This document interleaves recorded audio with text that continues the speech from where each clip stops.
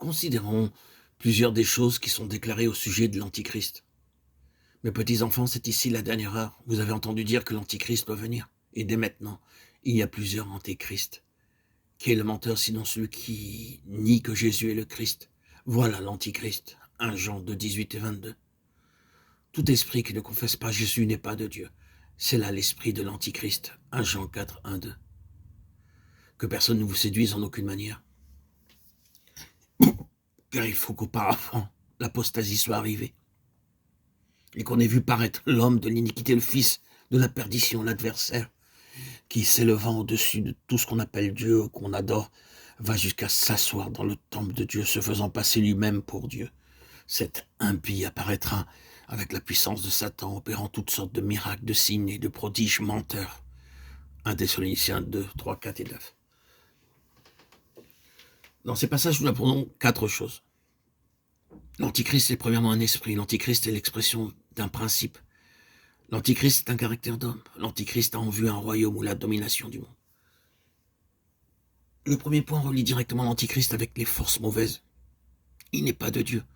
Le second signifie que la gloire de l'homme est toujours le facteur dominant. Le troisième signifie que cet esprit et ce principe opèrent par le moyen d'un moi dominateur et d'une force intense de l'âme. Quant au quatrième et dernier point, il indique ce que veut l'Antichrist. Nous sommes maintenant en mesure de comprendre les événements des temps et du monde. Le monde est soumis de plus en plus à la domination d'une poignée de dictateurs. Il est probable qu'ils se supporteront l'un l'autre jusqu'à ce que les autres formes de gouvernement soient affaiblies.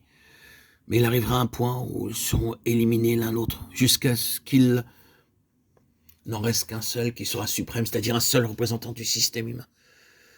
Nous laissons là la prophétie de côté, puisqu'elle n'est pas maintenant notre sujet.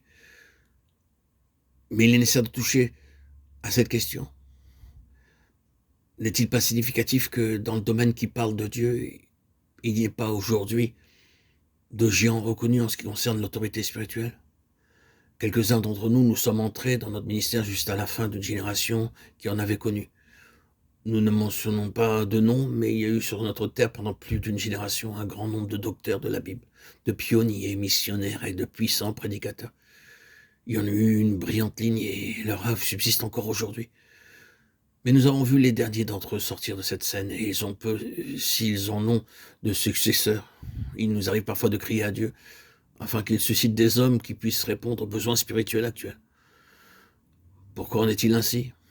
Ne serait-ce pas qu'en ce moment où Satan introduit si manifestement son antichrist dans cette ligne de la puissance et de la gloire de l'homme, Dieu dans son dessein tienne l'homme caché, en général dans la faiblesse, parce qu'il va faire paraître son homme avec sa gloire céleste. La dictature ne serait-elle pas un des signes les plus puissants des temps?